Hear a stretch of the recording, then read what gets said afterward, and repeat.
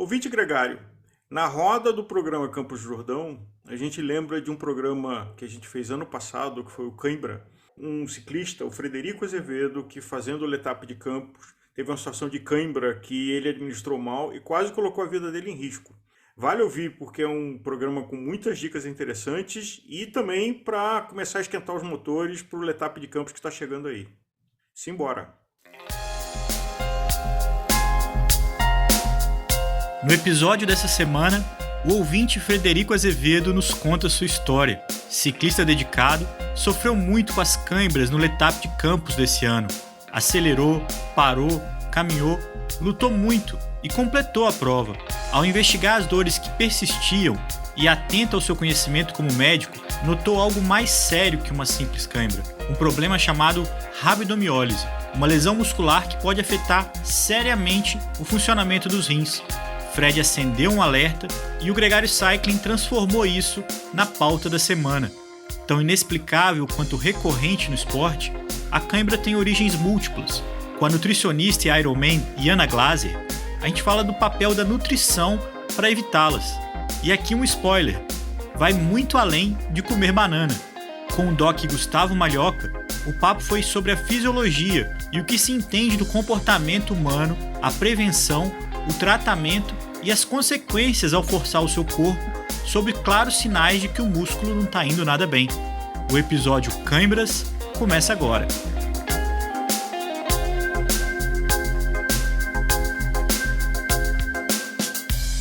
Fred, muito bem-vindo ao Gregário Cycling, é um prazer ter você aqui com a gente. Obrigado, Leandro, prazer é meu, sou fã do programa, espero que eu possa contribuir. Fred, acho que abrindo com uma menção de uma coisa que muito nos honra, de que você é um ouvinte que entrou em contato com a gente para contar a sua história e esse é o DNA desse programa que surgiu. E a primeira coisa que chama atenção na sua história é de que se você não prestar atenção nos sinais que o corpo te dá, você pode pagar um preço caro.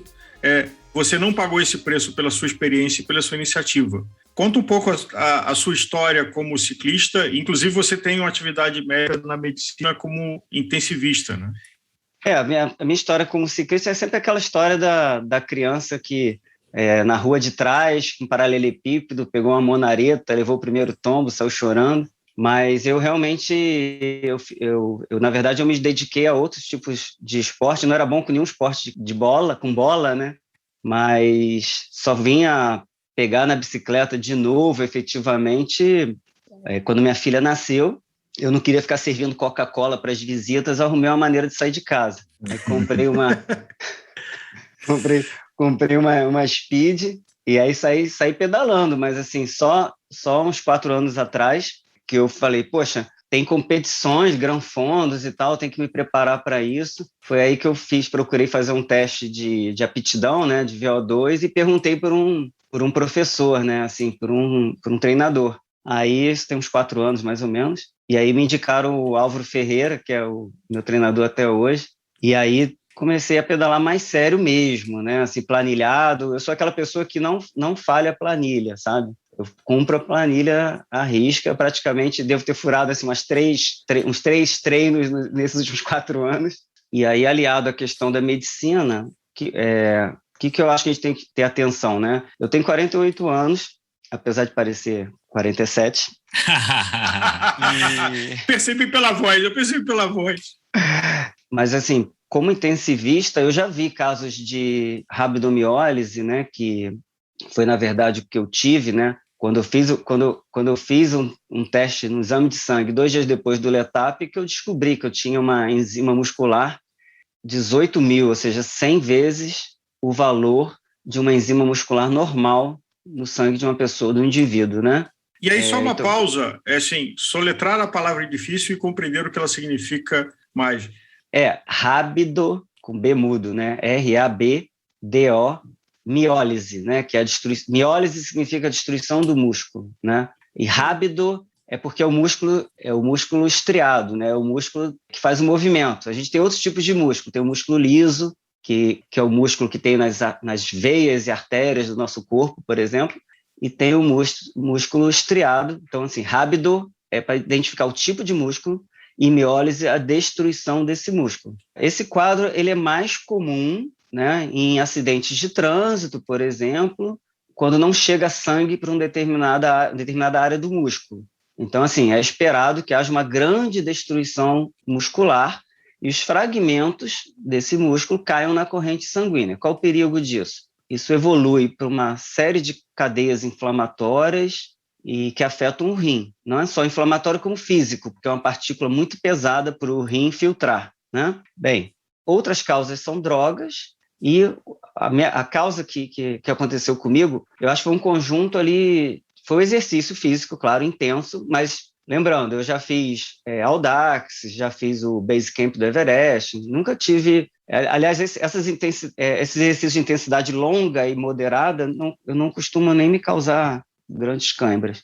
Ali eu tive uma atividade muito intensa no Letap após provavelmente uma desidratação e um desequilíbrio de sódio, potássio. E eu acho que essa diarreia que eu tive, ela pode ter sido até viral, porque também alguns estudos falam que o vírus pode acometer a célula muscular também. Mas, Fred, você treinava com o Álvaro, você buscou uma orientação e, a partir daí, você deve ter vivenciado experiências de câimbras ou coisas parecidas com que as outras pessoas também já viveram. Eu já tive câimbra inúmeras vezes, o Álvaro também.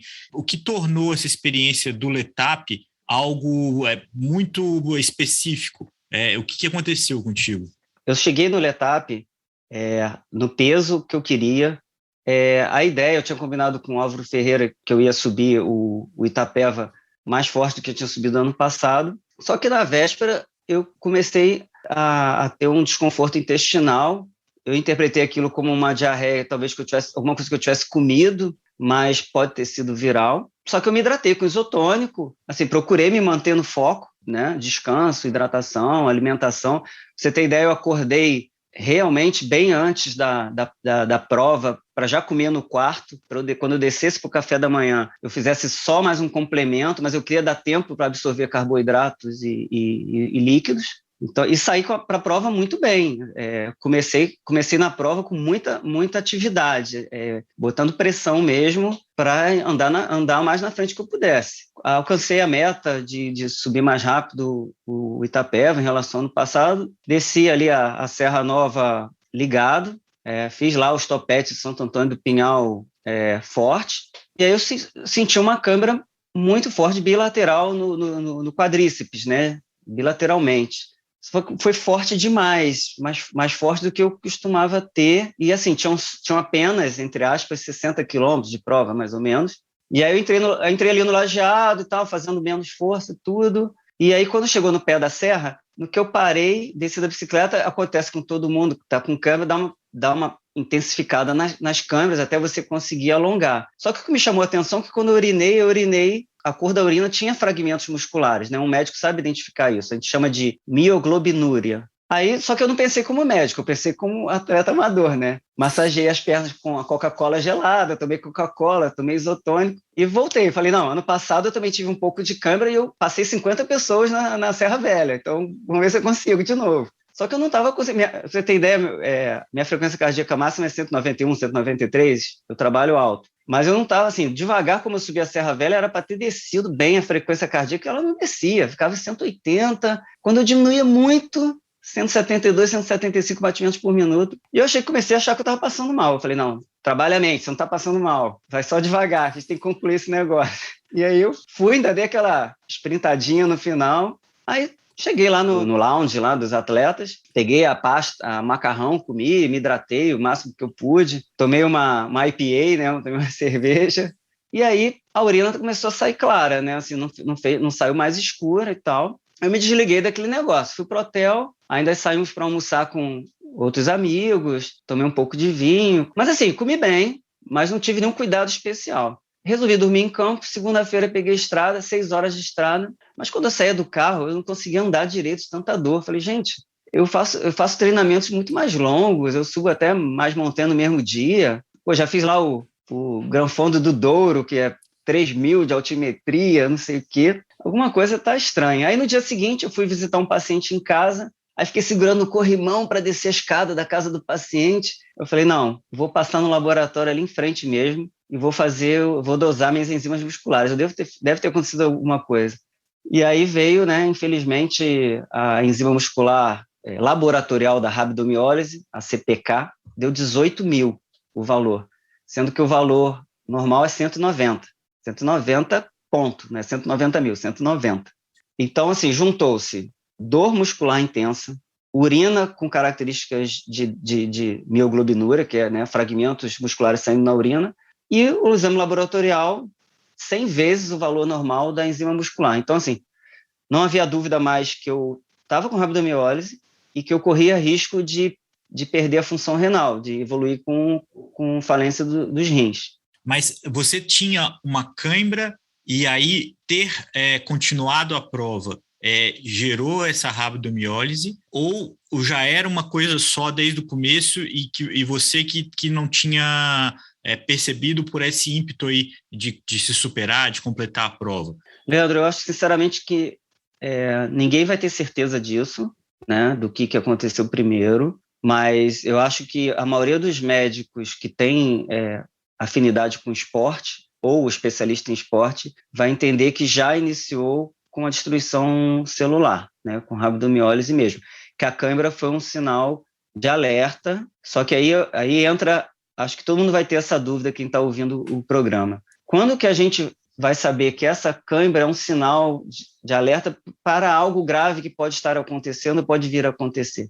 Então, eu até não quero que ninguém fique assustado com esse histórico, acredito que isso seja uma exceção, mas é importante, já que a gente está no lazer, né, no esporte amador, olhar com mais carinho para isso.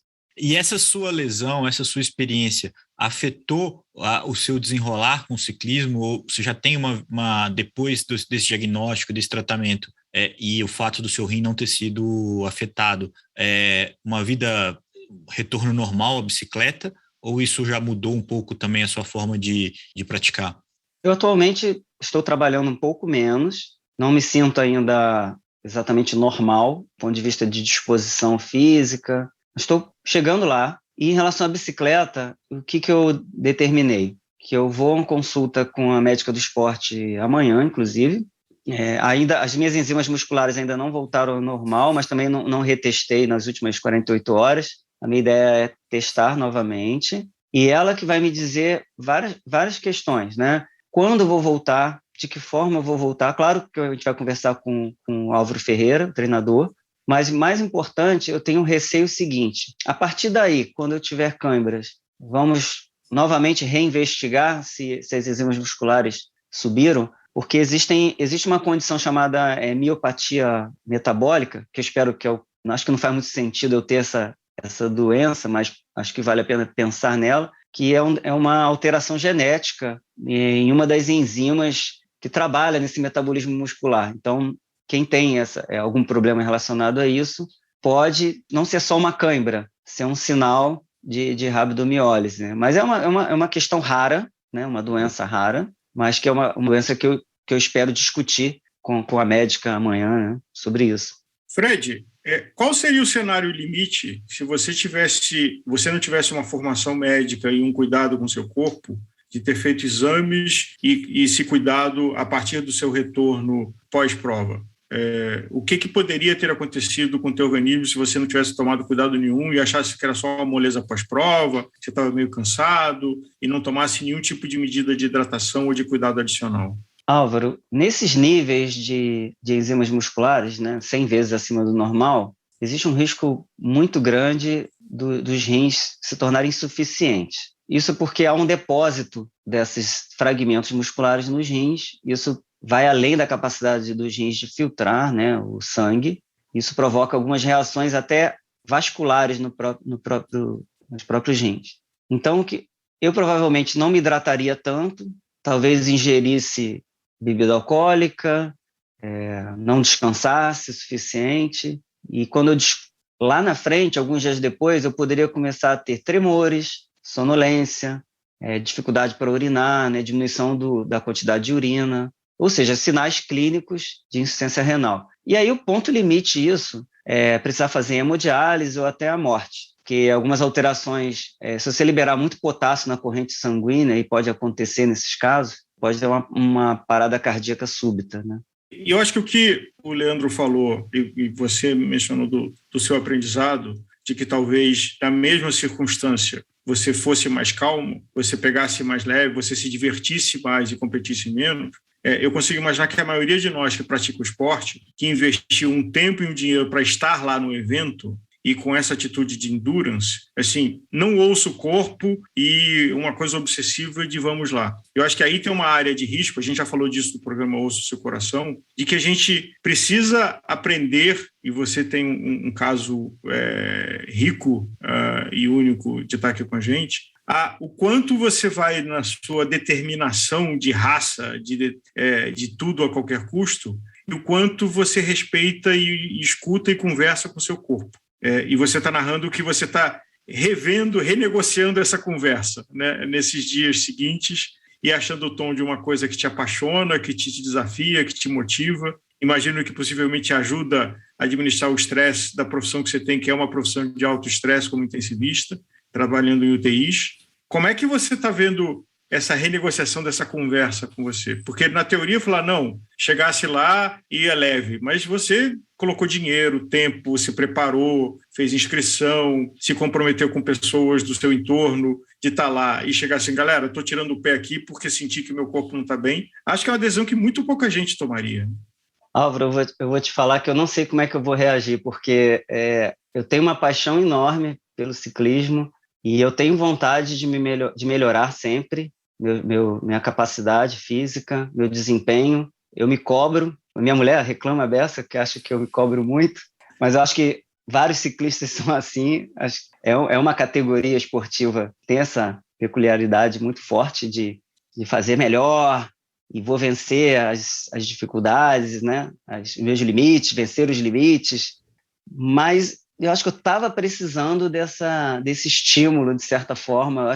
Eu vou tentar pegar isso como um grande motivador para saber separar até que ponto eu vou buscar essa melhora no desempenho e tentar ouvir mais meu corpo e tentar curtir as coisas nesses dias difíceis de uma outra forma. E eu vou te falar, nas poucas vezes que eu aceitei mais não pegar tão forte, né, numa competição ou num desafio, foi bom, foi gostoso também.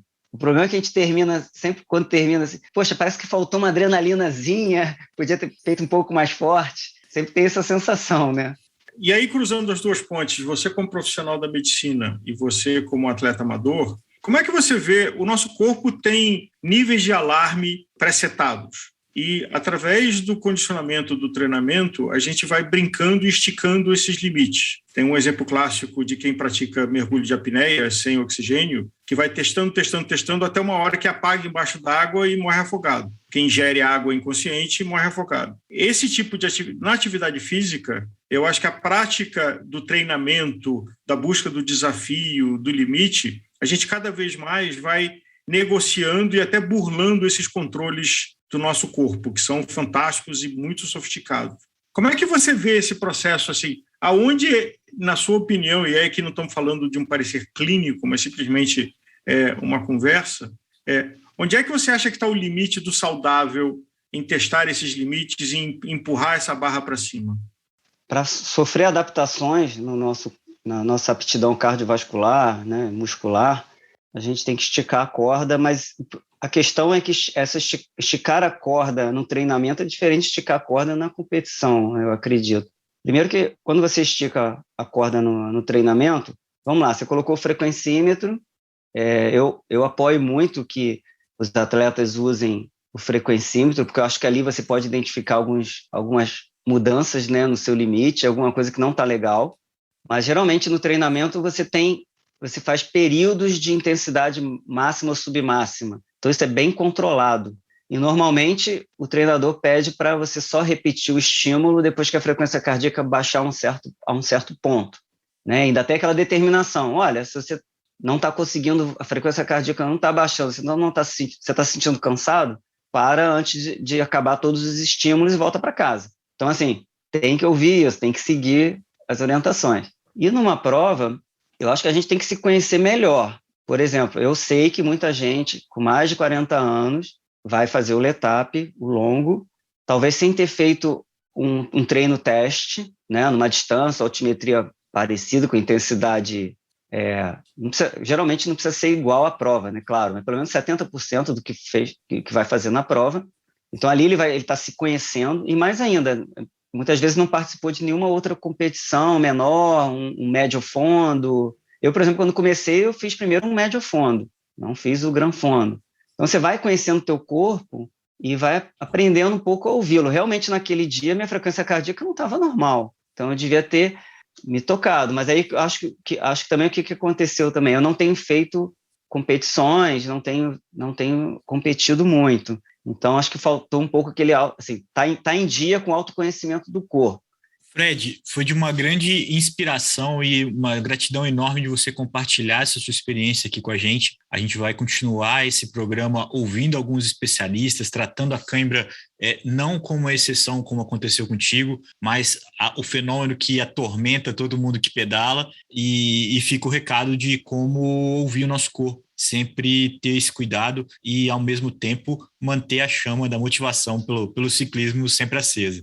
Sim, acho que vai ser muito útil para outras pessoas, e muito obrigado pelo convite, foi um prazer enorme estar podendo bater esse papo com vocês. Estou desejando aí muita saúde a todos os ciclistas.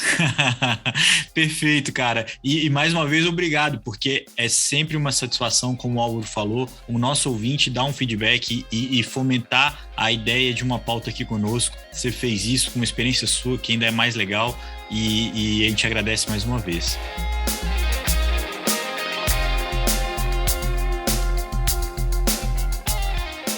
Assim como o Fred, o Gregário quer ouvir você. Nos conte suas histórias e nos ajude a compartilhar conteúdo para mais pessoas. Agora, nós conversamos com a nutricionista Iana Glaser. Uma conversa esclarecedora sobre o que se conhece sobre alimentação e cãibras. Mas antes, lembro você do Shop Gregário. São vários itens selecionados com muito carinho e com a identidade Gregário. Conheça o Café Rubé, um café especial para quem adora um bom cafezinho.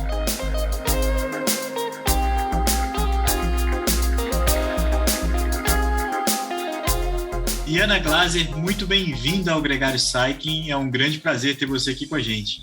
O prazer é todo meu. Já estava namorando o programa de vocês aí, escuto bastante. Falei, será que algum dia eles vão me chamar para falar? E acho que é importante mencionar que a Iana faz parte da família Gregário indiretamente, porque a irmã dela, Luca, que também é triatleta como ela, faz parte, é diretora comercial e de relacionamentos aqui da Gregário. Então, estamos em família, e agora oficialmente a Iana é com a gente aqui no programa. Eu sou irmã da Luca, mas não fui eu que pedi para ela. Iana, começando, o que se conhece de cãibra? Porque é um assunto que não tem uma explicação precisa, né? Você tem esse comportamento e é garantido 100% que você não terá cãibra. Eu queria não conhecer muito de cãibra, né? Mas já tive algumas bem fortes, por sinal, que me fizeram parar em algumas provas. Mas a cãibra, uma característica que eu sempre falo para todos os meus pacientes, ela nunca dá de repente. O nosso corpo, principalmente falando em prova de endurance, né? Em provas longas, ele sempre dá sinais. Então, você está lá pedalando, você começa a sentir, pode ser que talvez dê uma cãibra no dedinho direito do pé. Muitas vezes a gente está pedalando e fala, já passa.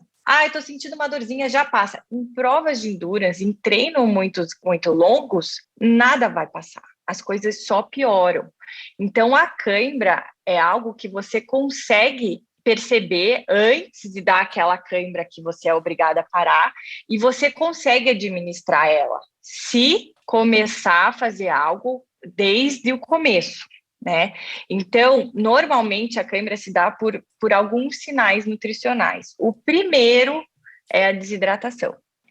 Aí o segundo é falta de carboidrato. Depois é falta de sódio, daí depois potássio e por último magnésio. Daqui a pouco eu falo um pouquinho mais sobre isso, mas se todos esses itens estiverem em equilíbrio, e você fizer uma contração muscular acima do que você está acostumado, pode ser que dê cãibra também. Então, prova de endurance é uma prova tua com você mesmo. Você tem que estar lá pedalando, tem que estar lá observando todos os sinais que o corpo dá. Então, sentiu que vai dar uma piorada, sentiu que talvez pode ser que tenha uma cãibra, cuida desses cinco elementos, né? Então, toma mais água, consome mais carboidrato, consome mais sódio, mais potássio, magnésio, e ao mesmo tempo diminui um pouco o estímulo da contração, né? Diminui um pouco o ritmo. Agora, numa rotina pré-treino, assim, você vai fazer algo de endurance de longa duração, acima de 3 horas, que tipo de cuidados, em que janela de tempo, vamos dizer, 12 horas antes, 3 horas antes, assim que começar o evento, para a gente falar no antes e depois falar no durante. Que tipo de estratégias de suplementos a sua experiência mostra e você recomenda para os seus pacientes nessas 3 janelas, de 12 horas, de 2, 3 horas antes e assim que começar o evento? O nosso corpo é igual um carro, né? O carro não anda com o tanque vazio. E é a mesma coisa que a gente pensa quando a gente vai treinar. Uma questão muito comum agora são as pessoas quererem fazer o tal do jejum, ou principalmente quando os treinos acontecem muito cedo. Nossa, Iana, começo a pedalar às 4h30 da manhã, não vou acordar às 3h30 da manhã. Independente do horário, a gente tem que pensar que o nosso estoque tem que estar cheio. Se você começa um treino, principalmente um treino que vai durar mais que 2 horas, o que você consome durante o treino, você só está repondo o que você está gastando, mas você nunca consegue reabastecer o teu estoque. Então, a alimentação nessa janela 12, 24 horas antes do treino, ela é muito importante. E quando a gente fala em endurance, a gente não tem como não falar em carboidrato, né? Primeiro, é hidratação, fundamental. Não existe um protocolo. Eu vejo algumas pessoas, tem que tomar 3 ml por quilograma de peso. Não existe isso. Existem pessoas que suam muito mais que outras, existem pessoas que passam o dia no ar-condicionado, existem pessoas que se movimentam muito durante o dia. Então, a hidratação a gente tem que ir sempre acompanhando pela cor da urina. Tem que ser quase transparente, aquele amarelo bem, bem, bem clarinho. Você foi para o banheiro, fez xixi amarelo, sai do banheiro e vai beber água. Então, esse é o melhor parâmetro para saber se você está hidratado ou não. Até após treinos longos, o primeiro xixi pós-treino, ele tem que ser bem clarinho, para mostrar que você se hidratou bem durante o treino. E a questão do carboidrato. A gente armazena carboidrato no músculo como glicogênio muscular. E a gente tem um estoque limitado para isso. E durante a semana, muitas pessoas fazem 2, 3 sessões de treinos por dia, às vezes tem menos de 12 horas de recuperação entre um treino e outro, e a gente não consegue armazenar isso. E ali no desespero do treino, você, exemplo, ficou ali 2 horas pedalando sem comer nada, você fez uma subida mais forte, o corpo vai usar energia rápida. A nossa energia rápida é o glicogênio muscular. E esse glicogênio muscular, ele é armazenado em forma de carboidrato. Então, quem treina endurance não tem como não consumir carboidrato. Então, pensando num treino que você vai fazer, vou dar um exemplo. Amanhã, 4h30 da manhã, você vai acordar, você sabe que você acorda de manhã sem apetite, não consegue comer ou acorda atrasada. A refeição no dia anterior, ela é super importante. Só que também não adianta você passar o dia inteiro sem comer nada e antes de dormir comer uma macarronada. Você precisa da constância desse carboidrato aí nessas 12, 24 horas que antecedem o treino. Quando a gente fala em provas, a gente coloca aí 3 dias antes da prova um aumento na quantidade de carboidrato ingerida. Então, o ideal é caprichar nessa refeição pré-treino. Ela tem que ter grande quantidade de carboidrato e talvez tenha que ter um pouco de proteína pelo tempo que você vai fazer a digestão nela. Agora, você acordou 5 horas da manhã e você vai subir no rolo às 5h15 da manhã e vai ficar 3 horas em cima do rolo. Tem que ser algo de rápida absorção. Então, daí a gente usa o carboidrato sozinho, que o carboidrato é uma molécula pequena. Então, você faz a digestão muito rápida.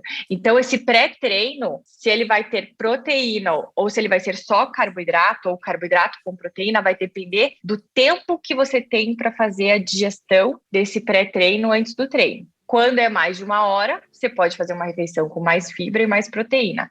Quando é 15, 20 minutos antes, aí o ideal é que seja só de carboidrato.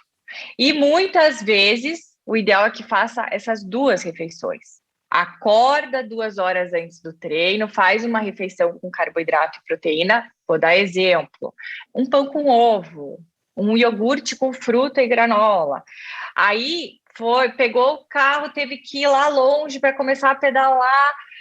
Já faz 1 hora que você comeu, 15 minutos antes do treino, você ainda pode consumir mais uma refeição de rápida absorção, por exemplo, uma fruta antes de começar a treinar. Então, assim, minha dica do pré-treino é, na dúvida, come. Existem alguns treinos que eu tenho pacientes que se pesam antes e depois do treino, eles acabam perdendo 3 litros de suor. Né? Cada litro do suor, você tem uma perda de 600 miligramas de sódio. Então, é muito importante a gente repor esse sódio. E hoje em dia, as pessoas cada vez, tem que comer menos carboidrato, aí não pode ter nada com sal. O atleta não pode ter uma dieta tão restrita em sódio. O atleta tem que lembrar que ele perde muito sódio pelo suor. Então, às vezes, o ideal é suplementar ao longo do dia, colocar mais sódio na alimentação. Desde que seja uma água de coco, desde que seja aquelas pastilhas efervescentes num garrafão de água e toma ao longo do dia. Porque se você fica bebendo água e não repõe esse sódio que você perde no suor, às vezes você já começa o treino com a hiponatremia. A hiponatremia é quando a gente tem uma concentração baixa de sódio na corrente sanguínea, que normalmente acontece em provas de endurance, mas hoje em dia, com as pessoas treinando, grande quantidade de horas por dia, fazendo dietas restritas, não consumindo sódio, às vezes a pessoa já começa o treino com hiponatremia. E o que acontece com a hiponatremia? A pressão cai.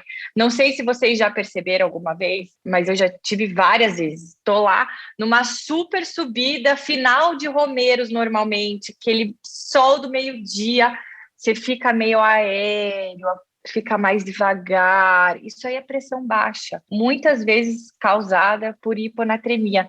E eu tenho pacientes que suplementam sódio, eles falam, nossa, Iana, parece que eu tomei uma cafeína. Por quê? Porque a baixa concentração de sal, ela dá queda de pressão. Então, às vezes, administrar, dependendo se você é uma pessoa que sua muito, administrar esse sódio ao longo do dia. Eu tenho até o meu nutricionista fala, olha, Nicolas, você deve olhar muito para os seus cravings, né? O que você inconscientemente pede para comer. Normalmente, eu termino os treinos e as competições e eu não posso olhar para nada doce. Não consigo. Eu termino até porque você está colocando, né, durante uma competição e tudo isso, 90, 100 gramas de carboidrato por hora, e normalmente todos de fontes doces, apesar de que eles têm alguns eletrólitos ali, mas eu termino no restante do dia, eu só quero sal. Justamente, né, aquela comida que você tem vontade de comer, eu tenho vontade de comer um pão com ovo, eu tenho vontade de comer, não sei, uma tortilha de batata, que é típica aqui na Espanha, até uma pizza, uma coisa nesse sentido. E ele fala, esse subconsciente, né, dizendo o que o seu corpo necessita. Se você está pedindo mais doce, talvez você precise de mais energia. Se você está pedindo mais sal, talvez esteja faltando um pouco de proteína e sódio na sua dieta. Você costuma trabalhar com esse tipo de referência também, Ana? Também, por 2 razões, né? O corpo, é isso que eu falei, ele nunca vai mentir, né? Sempre quando você tem que sempre observar todas as questões que ele sempre vai avisar, né? E essa vontade do salgado pode se dar por alguns motivos. Primeiro também, porque a maioria dos suplementos, principalmente falando em ciclismo, né, endurance, é tudo doce, se você for parar para pensar. Né? É gel, é gominha, os próprios isotônicos são todos doces. Então, às vezes, você ficou lá pedalando 6, 8 horas, com certeza você vai sentir a necessidade de algo salgado. Por isso que eu também gosto de orientar aqueles sachês de sal, sabe, de restaurante, porque ele tem aquele paladar salgado. Ele não é tão bom quanto uma cápsula, porque ele não tem os outros eletrólitos, mas pelo paladar salgado ele é muito bom. E outra, é isso que eu falei, a gente soa muito, dependendo do lugar que você está, a umidade, você pode perder até 2 litros de suor por hora de treino. E as pessoas consomem cápsula de sal, sim, mas uma cápsula de sal muito boa, hoje em dia tem 380 miligramas de sódio. É pouco, né? Quando eu falo que para cada litro de suor, você perde em média 600. Então, esse sódio ele tem que ser bem calculado ali na hora do treino, porque às vezes você acha que você está suplementando e não está sendo suficiente. Ana, e a variável da temperatura? Como é que ela deve ser considerada na estratégia de alimentação e suplementação? É completamente diferente. Então, isso tem que ser muito bem planejado e orientado antes. Vou dar um exemplo. Numa prova fria, primeiro que a gente gasta muito mais caloria para o corpo se aquecer. Então, precisa comer mais. A gente acaba suando também do mesmo jeito em provas frias, mas a gente não tem tanta sede quanto uma prova quente. Então, às vezes, a gente acaba menosprezando a hidratação numa prova fria e aí que dá errado. E muitas vezes em provas muito quentes, a gente foca tanto na questão da hidratação e a pessoa acaba esquecendo de comer. Então, existem milhões de variáveis aí do frio e do calor. Isso se aplica ainda mais para provas por etapas. Quando você vai fazer um outro route, uma Brasil Ride, uma prova do tipo, porque você tem que lembrar que a maneira que você termina a etapa de hoje é como você vai começar a etapa de amanhã, e isso vai se acumulando. Então, se você terminar mal um dia, você vai pagar o preço no dia seguinte. Isso linka com a minha pergunta que se aplica a mim. Eu praticamente não tenho câimbras pedalando. Nunca tive, a não ser em dias que eu tenha caído, tivesse uma lesão muscular clara, que também pode ser um fator, né? Mas eu tenho câimbra de noite, dormindo. Eu acho que deve ter muita gente que se aplica, mesmo comendo, tal, de noite, de repente, no meio da noite, pum, eu acordo, salto da cama com uma câimbra. A nutrição e suplementação no pós-treino, pós-prova, pode ajudar nisso? Qual seria um fator que poderia ajudar a evitar essa cãibra noturna, por exemplo, ou depois que a gente terminou o treino? Com certeza, e essa cãibra noturna é muito comum, tá? Então, a gente sempre tá com o pé plantado, né, flexionado, e quando a gente vai dormir, a gente relaxa ele, e acaba usando o músculo anterior, que é um músculo que não é muito usado no nosso dia a dia. E outra coisa, é a noite que a gente passa pela hipoglicemia, pela desidratação, né? Quase todo mundo acorda desidratado, porque ficou lá 10 horas, 9 horas sem beber água e sem comer. Então, às vezes, para quem tem essa cãibra noturna, ela pode se dar, às vezes, por uma falta de nutriente antes de dormir, às vezes um dia que você não jantou direito, ou não se hidratou direito, já foi dormir desidratado, ou às vezes você precisa adicionar uma ceia, ou ainda, isso se dá desde o seu pós-treino, que você não repôs direito, não se alimentou direito. Quantas vezes você treina, aí na correria já começa a trabalhar, aí atrasa o almoço, daí não come nada durante o dia. Isso aí é tudo déficit. Quem treina todo dia, você tem que pensar isso, você não tem muito tempo para armazenar. Então, você tem que comer com frequência e tem que pensar em recuperação. Às vezes a gente termina um treino e fala, o treino hoje foi muito leve, eu não preciso comer nada. Mas esquece que amanhã é o teu treino mais difícil da semana. Esse treino, ele está sendo leve ali hoje para você recuperar. Só que daí nesse dia leve você menosprezou a alimentação, você menosprezou a hidratação. O teu técnico na hora, ele pensou, ele ficou zerado, ele treinou leve, então amanhã eu vou exigir dele, amanhã o treino vai ser porrada. E daí você errou numa coisa básica, que era a hidratação e alimentação. Então, o treino leve, que você não ia usar estoque de nada, você acaba usando e você não consegue recuperar para amanhã.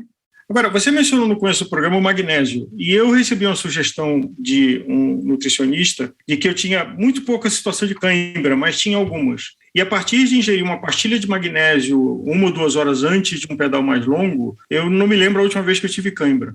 Então, essa é uma prática que você observou e que faz sentido? Faz. super sentido, né? Porque, então, só deixa eu falar os números direitinhos para vocês. Então, para cada litro de suor, você perde, em média, 600 miligramas de sódio, 600 miligramas de cloreto, 300 miligramas de potássio, 30 miligramas de cálcio e 3 miligramas de magnésio. Então, assim, em relação ao magnésio e sódio, é muito diferente, né? Você precisa de muito mais sódio. Mas, em compensação, é muito mais difícil a gente suplementar esse magnésio. Principalmente quando se fala em contração muscular, o magnésio é um dos minerais mais importantes para a contração muscular. E é aquilo que eu falei, a gente acaba perdendo no suor. Então, a gente tem que estar sempre repondo esses eletrólitos. Mas uma pastilha antes do treino faz sentido? É uma boa prática? Faz, às vezes eu gosto de administrar antes de dormir, porque o magnésio ele ajuda bastante no relaxamento muscular. Então, até para melhorar a recuperação de um dia para o outro, é legal colocar o magnésio. E, Ana, qual que é o limite do auxílio que a alimentação e a suplementação fazem na prevenção e para evitar a cãibra? Às vezes é por um estresse muscular, é algo fisiológico, né? Você está sobrecarregando ali do teu sistema. Então, daí nada, nem água, nem carboidrato, nem sódio, nem magnésio, nem nada vai resolver essa cãibra. Daí o certo é diminuir o ritmo mesmo. Eu lembro que no final de um Ironman, nossa, eu lembro que o Floripa é plano, né? Você corre no plano. Eu lembro que a lombada, para mim, parecia que eu estava subindo o Everest, porque daí eu sobrecarregava minha panturrilha, que estava ali ferrada já, entendeu? Então, assim, é uma contração que você não está acostumado ali. Aí vai dar cãibra.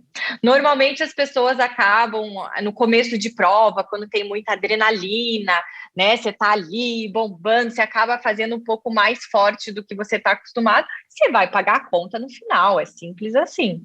E vem cara, viu? Pode ter certeza. Vem cara. Principalmente a gente fala em potência, né? Começa lá com uma potência muito forte, você acha que você vai manter? Não mantém, gente, é fisiológico, você não treinou, você não tem superpoderes ali na hora da prova, né? Mas a gente tem que cuidar por causa da adrenalina mesmo. Não é o nosso patrocinador, mas como diz a Caixa Econômica Federal, quem poupa tem. Quem poupa tem. Essa eu escutei uma do Dair Pereira, quando eu estava começando, eu era juvenil ainda, no primeiro ano, no mountain bike, ele falou, olha, força e dinheiro são muito parecidos. Quem gasta demais fica sem. Então, use com sabedoria. Só para fechar, assim, quando fala em nutrição, é isso. Economizar em água, em carboidrato, é burrice quando se fala em endurance. Água, carboidrato e sódio, tipo, esse é o lema. Vai pedalar lá 8 horas, fica na cabeça, água, carboidrato e sódio, água, carboidrato e sódio, água, carboidrato e sódio. É isso que precisa.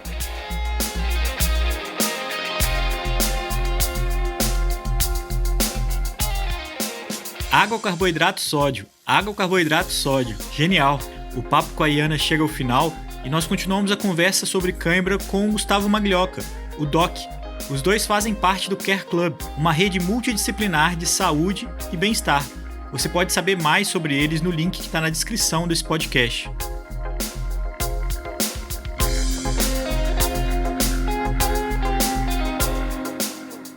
Doc e Gustavo Maglioca, é um grande prazer ter você aqui com a gente no Gregário Cycling. Prazer é todo meu falar com vocês três feras aí do ciclismo, e espero acrescentar para essa discussão. Doc, vamos falar hoje de cãibra. E você que estuda medicina do esporte, foi uma das primeiras turmas a se formarem aqui na USP, trabalha também com o Palmeiras, então tem uma exposição a várias gamas de atletas. O tema cãibra é um tema que é recorrente em todas as modalidades e que acontece com muito mais frequência que a gente gostaria, né? Muito mais frequência, sim. A cãibra é um movimento muscular involuntário, tá? Que acontece sem nenhum controle nosso. Então, a cãibra é algo inerente à atividade física e que quem faz esporte, quem busca limite, vai ter cãibra um dia.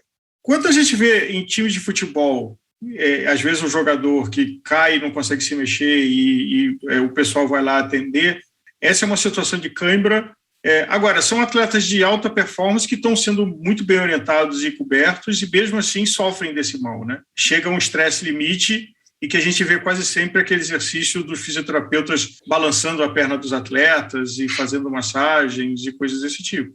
Você foi muito feliz na hora que você falou. A cãibra, ela está relacionada a limite, esgotamento, fadiga.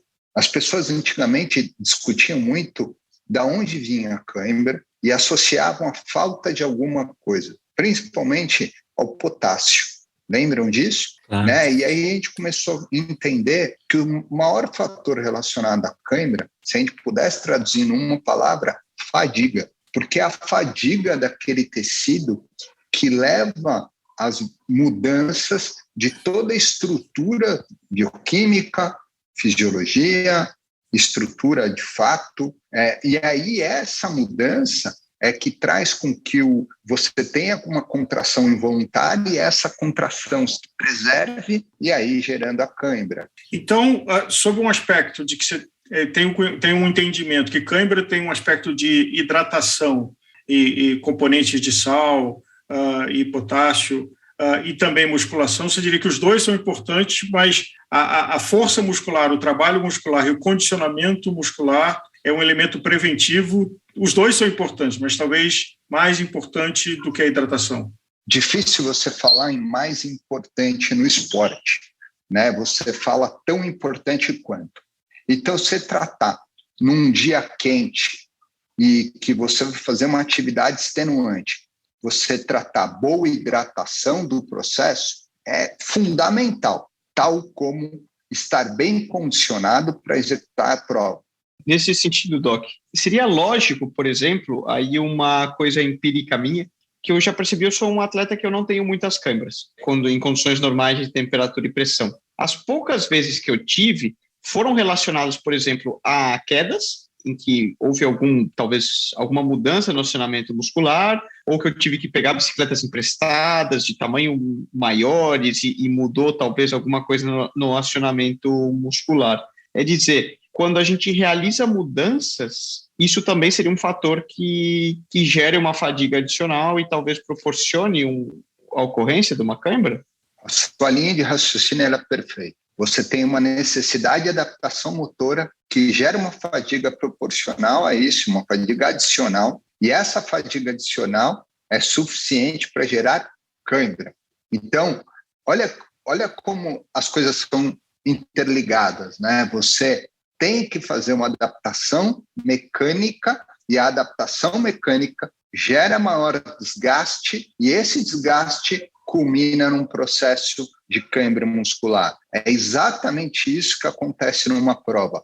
E o atleta, ele não esquece. Ele lembra perfeitamente do dia que ele teve cãibra, porque a cãibra é desconfortável, a cãibra não é legal e sim, ela impossibilita muitas vezes de continuar a performance.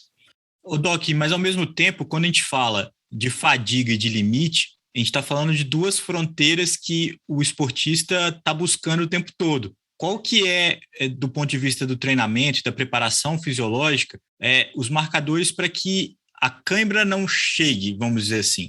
Assim, se a pessoa vem de uma sequência de treinos pesados, ela vem de uma má alimentação no dia, ela vem de uma noite mal dormida, pequenas horas de esporte, pequenos esforços podem ser suficientes para ela ter uma cãibra. Muitas vezes, o atleta tem cãibra só de acordar de manhã e pisar, ou só de rolar na cama à noite, ele já tem cãibra. E aí ele fala, poxa, não é possível, eu estou tendo cãibra por nada, deitado.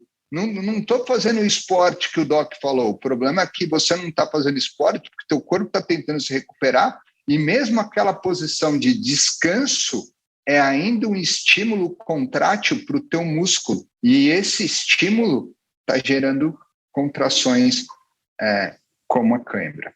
Bom, uma vez que a gente entende que a cãibra é a fadiga, está relacionada à fadiga ou a falta de algum nutriente no músculo, entra a grande questão. Como preveni-la, né? tenta entender o seguinte: qual é a melhor forma de você minimizar a fadiga? Você diminuir o teu pace, você diminuir a carga, e uma vez que você diminui a carga, velocidade, predominantemente, né, durante uma prova, giro para quem está numa bike, marcha para quem está numa bike, porque aí sim fica mais leve a relação. O que você vai ter dali para frente? Diminuição da carga, e a diminuição da carga vai te levar diretamente a preservar a tua musculatura. E aí você vai continuar fazendo tua atividade com menor performance, mas você continua fazendo.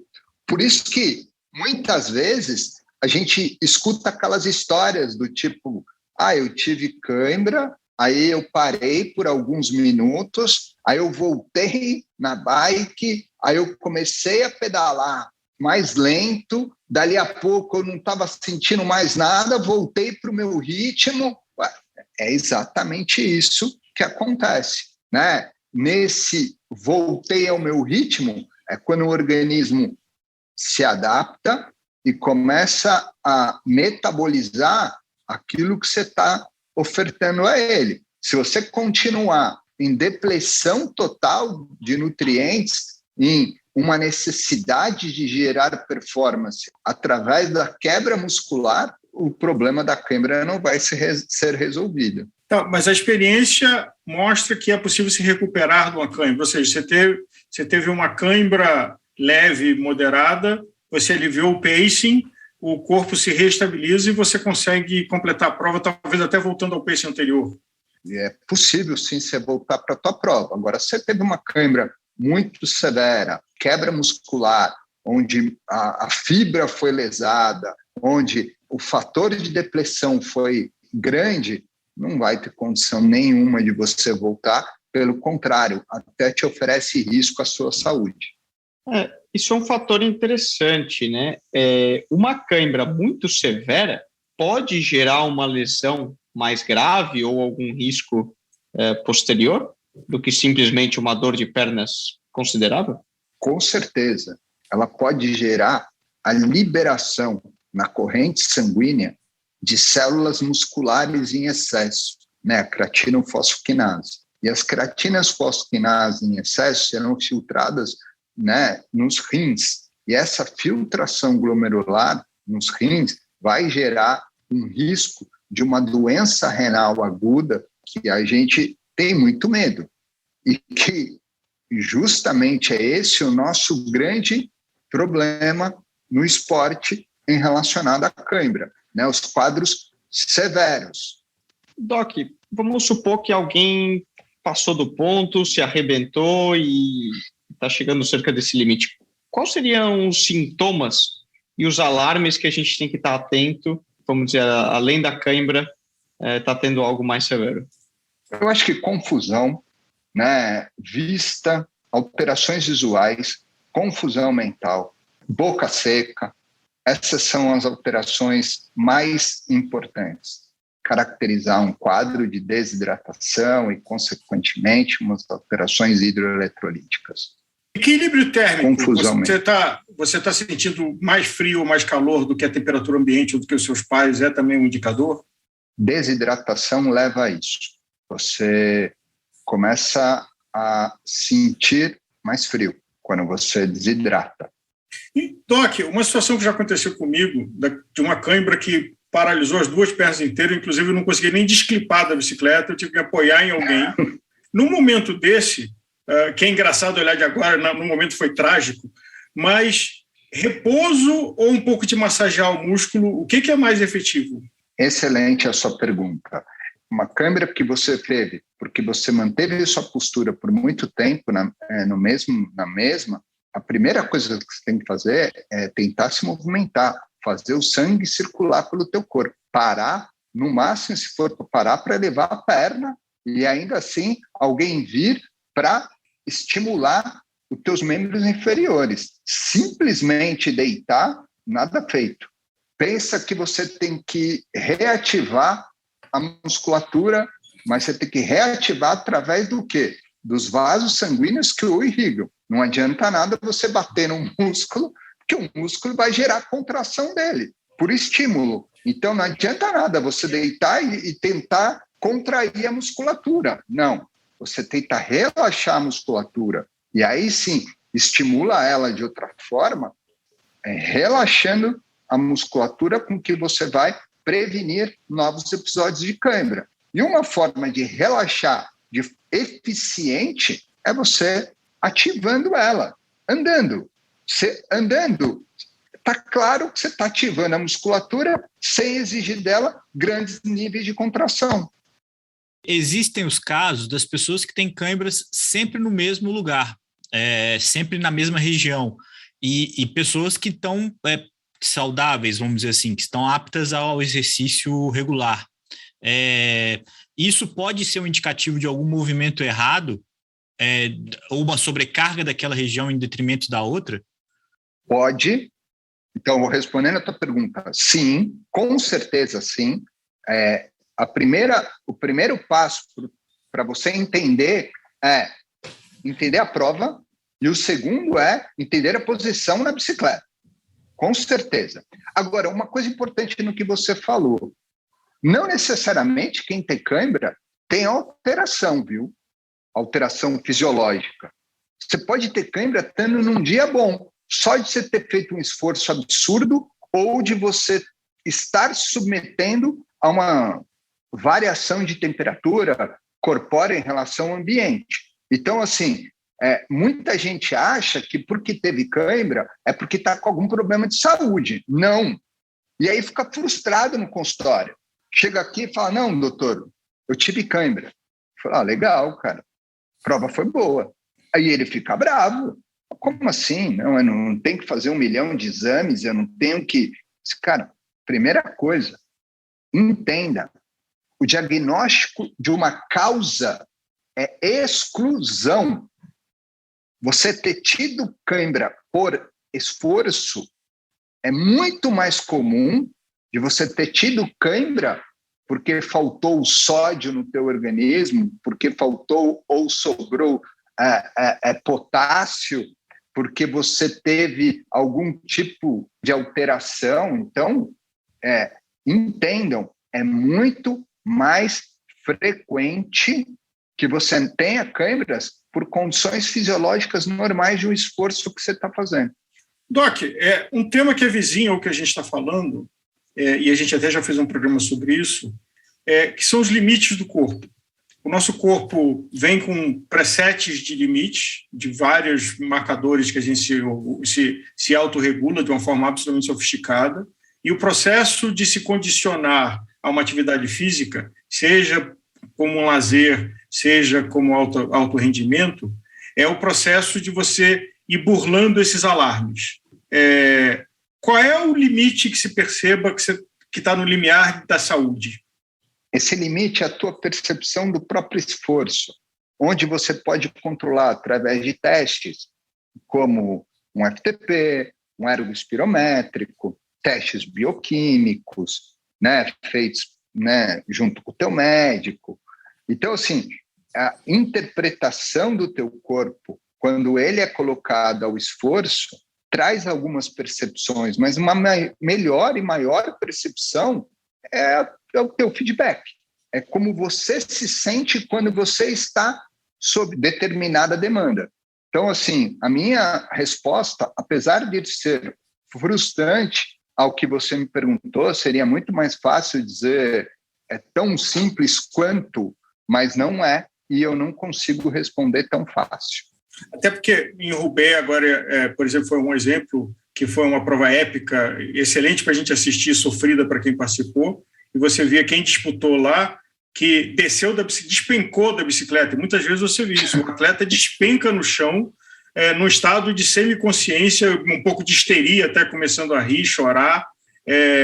Essa é uma situação além do limite, né? E essa é uma situação que talvez repetidamente pode ter alguma consequência, ou não. É esse o grande ponto, da gente conseguir trazer o discernimento entre fazer um esforço e valer a pena se esforçar né? Não é que tem que ter medo de você quebrar seus limites. Eu acho que quebrar seus limites, colocar seu corpo à prova é interessante, mas a gente tem que ter também o cuidado para não exagerar. E aí vem a pergunta que vale muito. E aí qual é a barreira, né? A barreira é você entender que não precisa bater tua frequência cardíaca máxima numa prova de longa distância, que você não precisa ter mal-estar, visão dupla, que você não tem que ver você não ter que querer ganhar tempo não se hidratando, não se suplementando. Então, assim, isso é o contexto que traz ao esporte, na minha visão, o que nós queremos buscar no dia a dia, né? O lazer competitivo, o lazer que vai fazer com que a gente se sinta bem, de ganhar performance, de cada vez melhorar, mas ao mesmo tempo, ei, calma aí, estou aqui, faço isso por prazer. Você tem uma visão privilegiada de ter estudado e dedicado a sua vida profissional à medicina do esporte. Há alguma mudança no comportamento dos atletas amadores, de um aumento de ansiedade e uma expectativa de chegar mais rápido a um nível mais alto? Ou seja, alguém que começa a correr essa semana quer fazer uma maratona daqui a 3 meses? Total. É uma ansiedade que parece que é a mesma ansiedade de tudo, né? O esporte, ele se misturou à vida econômica, se misturou às percepções todas outras. Então, ter uma casa no campo é importante. Em 1 ano, a pessoa quer comprar uma casa na fazenda, não sei o que lá. Pedalar a prova é legal. A pessoa se inscreve em 3 provas de ciclismo com a diferença de 2 semanas entre elas, para acumular as 3 provas principais do calendário. Caramba, mas precisava fazer as 3 ao mesmo tempo? A pessoa quer... Então, essa ansiedade, ela parece que está muito mais relacionado a provar para alguém que você é capaz de fazer do que você querer curtir fazer. E aí que vem os grandes erros. Eu não estou afirmando, nem quero, pelo amor de Deus, que o nosso convidado teve um processo como esse, mas é muito comum que as pessoas invertam saúde e prazer e vontade de acrescentar a seu bem-estar a querer competir e mostrar um poder social. Não esquecer da saúde, né? Doc, foi incrível sua participação, não foi surpreendente, uma grande aula aqui para a gente hoje não só sobre o cãibra, sobre bem-estar, saúde e tudo mais. Não foi nem a primeira, né? Já foi a segunda, você participou aqui com a gente no especial semanas atrás, com um testemunial seu muito bacana, mas também não vai ser a última, a gente conta com você aqui outras vezes para participar conosco. Eu faço muita questão de participar com vocês e estou aí para a gente debater, dar risada juntos. Vamos falar sobre vários temas. Valeu, muito obrigado.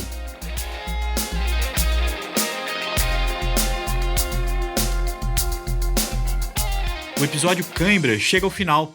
Espero que as informações aqui ajudem você a lidar melhor com esse ingrato companheiro do esportista e, principalmente, que permita você entender melhor o seu corpo e os seus limites. O Gregário Cycling é um podcast semanal que apresenta sempre pontos de vista diferentes de um mesmo tema. A gente tem outros formatos de podcast e um deles certamente vai agradar você. Outro convite importante é que você nos siga no seu player de podcast favorito. E se você estiver ouvindo a gente pelo Apple Podcast, avalie o Gregário Cycling e faça com que mais pessoas possam nos ouvir. Um grande abraço e até a próxima!